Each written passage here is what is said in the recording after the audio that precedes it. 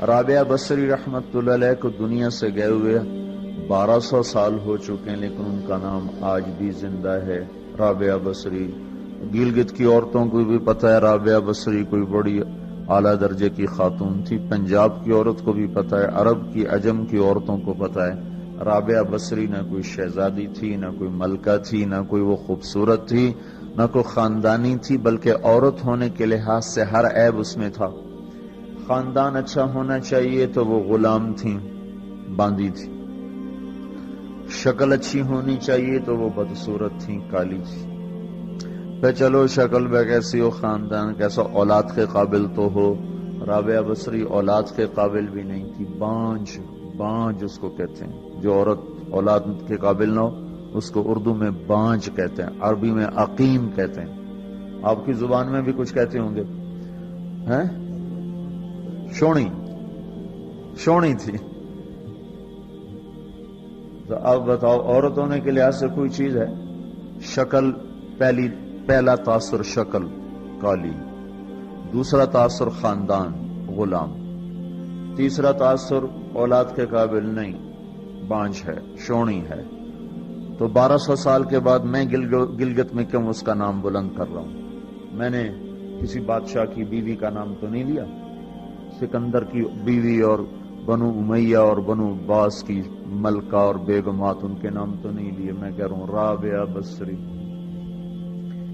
ان کی عادت یہ تھی وہ روزانہ عشاء کی نماز کے بعد غسل کر کے کپڑے بدل کے اپنے خامن سے پوچھتی آپ کو میری ضرورت ہے؟ اگر وہ کہتے کوئی نہیں ہے تو پھر پوچھتی مجھے اجازت ہے؟ وہ کہتے اجازت ہے تو پھر مصلی پہ کھڑی ہو جاتی ہے اور فجر کی نماز تک مصلی پر کھڑی رہتی تھی۔ ان کا خامن جلدی فوت ہو گیا، جوانی میں ہی بیوہ ہو گئی۔ تو حسن بصری بصرہ کے امام، کیا سارے مسلمانوں کے امام تھے، وہ خود آئے، خود چل کے آئے کہ میں آپ سے شادی کرنا چاہتا ہوں۔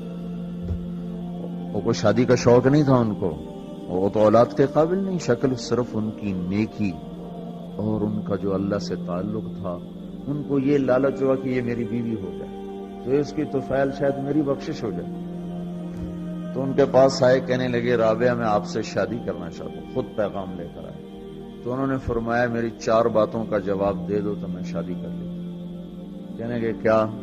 کہ یہ بتاؤ میں جنتی ہوں کہ دوزخی ہوں؟ کہنے لگے یہ تو میں کچھ نہیں کہہ سکتا۔ اچھا یہ بتاؤ جب اللہ تعالیٰ قیامت میں اعمال نامے اڑائے گا، کسی کے سیدھے ہاتھ میں آئے گا، کسی کو الٹے ہاتھ میں آئے گا، میرے سیدھے ہاتھ میں آئے گا کہ الٹے ہاتھ میں آئے گا؟ کہنے لگے یہ بھی کچھ نہیں بتا سکتا۔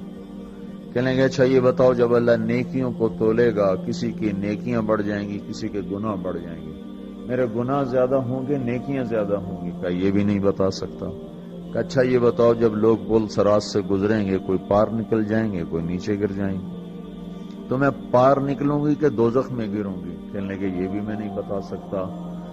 تو پھر فرمایا اچھا جاؤ مجھے تیاری کرنے دو، مجھے ان 4 باتوں کی تیاری کرنی ہے، میرے پاس شادی کے لیے وقت کوئی نہیں ہے۔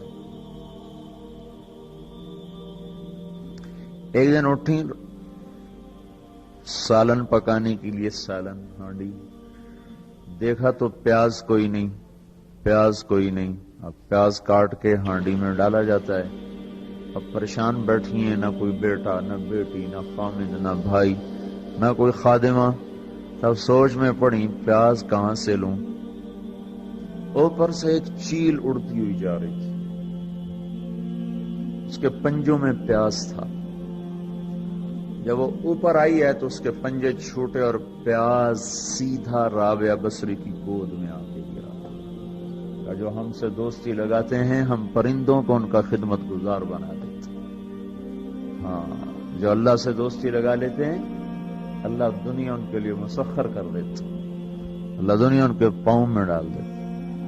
تو جب ان کا انتقال ہوا، رات کو ان کا انتقال، تو اپنی خادمہ سے کہا بس 2-4 آدمی بلا کے مجھے جلدی سے دفن کر دو، کسی کو نہ بتاؤ، صبح لوگوں کو بتا دینا اور مجھے کفن دینا میری اس چادر میں جس میں میں تہجد پڑھا کرتی تھی۔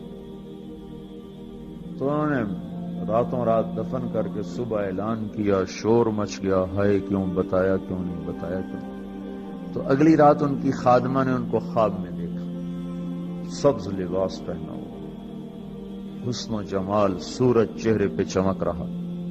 پوچھا آپ کے ساتھ کیا ہوا؟ کہا میرے اللہ نے میرے ساتھ بہت عمدہ معاملہ کیا۔ کہا آپ کی وہ چادر کہاں گئی جس میں آپ کو کفن دیا تھا؟ کہا وہ اللہ تعالیٰ نے اتار لی ہے اور مجھے جنت کا جوڑا پہنایا ہے، اور اس چادر کو اللہ نے سنبھال کے رکھا ہے، جب قیامت کے دن میری نیکیوں کو اللہ تولے گا تو اس چادر کو بھی اس میں تولے گا۔ انہوں نے پوچھا منکر نکیر کا کیا ہوا؟